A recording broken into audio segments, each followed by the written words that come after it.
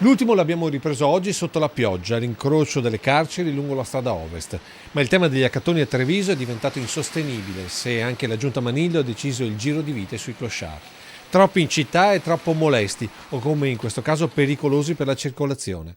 18 gli accattoni multati nel solo mese di gennaio, 250 segnalati nel 2013 contro i 155 dell'ultimo anno dell'era Gentilini.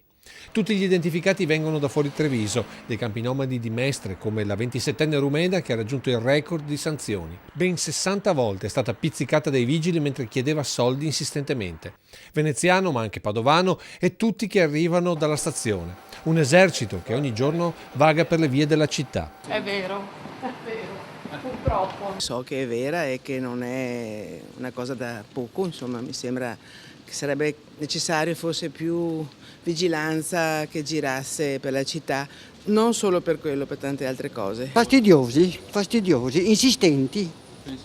Insistenti e fastidiosi, questo sì, e anche persone molto giovani. Da una parte mi fanno pena e non riesco a essere indifferente, dall'altra parte dico sono troppi. Dovrebbe fare qualcosa anche il sindaco, eliminare un po' questo accattonaggio perché diventa troppo pesante.